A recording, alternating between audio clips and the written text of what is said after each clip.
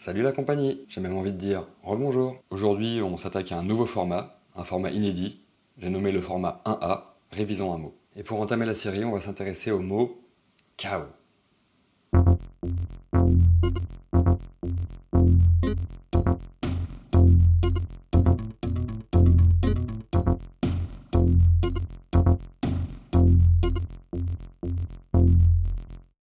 On débute par un rapide sommaire.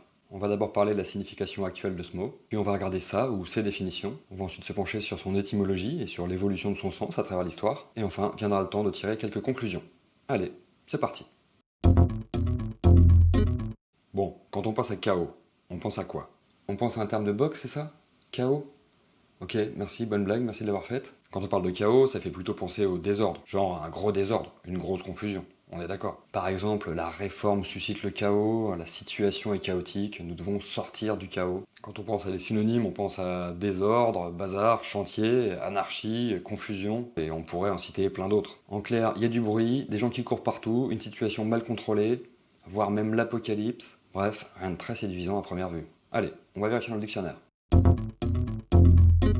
On va même consulter plusieurs sources pour recouper tout ça, les dictionnaires étant pas toujours d'accord entre eux. Comme toujours, on a accès à un paquet de sources différentes sur Internet. La première qu'on va utiliser est assez répandue, il s'agit du Wiktionnaire. Pour le Wiktionnaire, chaos est un nom commun, masculin, et nous sont proposées plusieurs définitions différentes. La première nous parle de confusion générale des éléments, avant leur séparation à leur arrangement pour former le monde. La deuxième d'un état d'enchevêtrement, d'amalgame d'objets nombreux et hétéroclites. Puis ce qui est ou semble inorganisé, désordonné, confus, parfois incohérent ou obscur. On parle ensuite de désordre social, politique ou économique, un état d'agitation et d'anarchie, d'une théorie scientifique que je vous laisse découvrir. On parle encore d'amoncellement de blocs rocheux, et enfin d'une référence, a priori littéraire, que personnellement je n'ai pas. C'est tout pour le dictionnaire, on passe maintenant sur le Larousse. Le Larousse qui lui aussi nous donne un certain nombre de définitions, à commencer par la confusion générale des éléments de la matière avant la formation du monde, puis d'un ensemble de choses sans dessus-dessous donnant l'image de la destruction, de la ruine, du désordre, et d'un état de confusion générale. On parle encore ici d'amas de gros blocs, de théorie du chaos, et enfin du chaos déterministe que les plus curieux pourront aller voir tout seuls.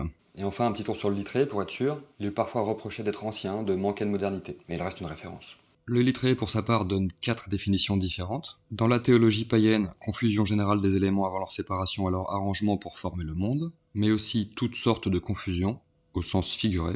On parle ensuite de site naturel, et enfin d'un concept de chaos végétal. Que peut-on retenir de ces définitions? D'abord que, concernant ce mot, les différentes sources sont à peu près d'accord. Le sens principal est bien celui d'un état de désordre important, et a souvent à voir avec la création du monde, soit dans un sens scientifique, soit dans un sens religieux. On va y revenir. A noter au passage, le mot a d'autres sens, secondaires. Chaos végétal, un chaos en tant qu'amas rocheux, ou encore la théorie du chaos, autrement appelée l'effet papillon, qu'on ne va pas étudier plus que ça aujourd'hui. On va se concentrer sur le sens principal. A noter, chaos a des homonymes, chaos, donc, le terme de boxe, et chaos, dans le sens secousse. Maintenant qu'on a fait le tour des définitions et du sens actuel du mot chaos, jetons un œil à son étymologie et surtout, remontons le temps et voyons l'évolution de son sens à travers les époques. Le mot chaos est issu du latin chaos, lui-même issu du grec ancien chaos. Désolé pour la prononciation.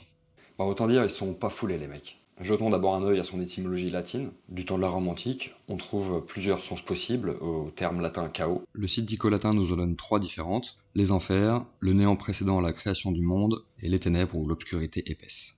Le grand dictionnaire du latin est à peu près d'accord et rajoute simplement le chaos personnifié et l'infini.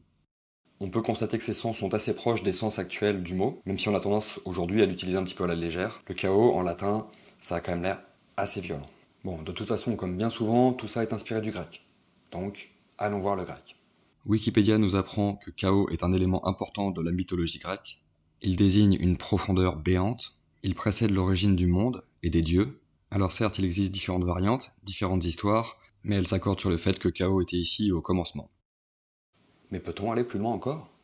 Oui. Le terme grec chaos est issu du mot sanskrit ka, désolé pour la prononciation, qui signifie espace, ciel, vide, cavité. En cette époque, il semble en effet que les hommes considéraient que l'univers était une sorte de sac et qu'avant d'être rempli et organisé, il n'y avait rien, à savoir le chaos. Que peut-on retenir de cette révision?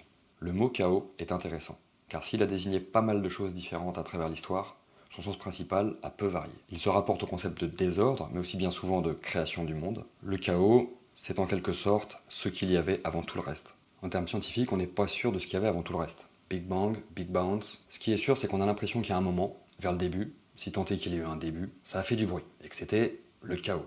Concernant les nombreuses religions, croyances et mythologies, actuelles ou passées, l'idée est qu'une ou plusieurs divinités sont intervenues à un moment pour mettre de l'ordre dans tout ça et pour rendre l'univers habitable pour l'homme. Il y avait le avant, le chaos, le désordre, puis le après, les divinités et l'ordre, ce qui laisserait présager que l'homme et peut-être même l'univers ont besoin d'ordre, de discipline. Ce qui est ordonné, c'est bien, ce qui est désordonné, ça l'est moins. Ce qui est marquant, c'est que plus on remonte l'étymologie de ce mot, moins ce concept de bien et de mal intervient, jusqu'à remonter au sanskrit, donc où chaos signifie trou, sac, rien. Ce qui pourrait vouloir dire, contrairement à ce qu'on pense aujourd'hui, que le chaos originel, est peut-être un moment de calme, de vide et de silence absolu. Et ça, c'est amusant. À la prochaine. Bisous.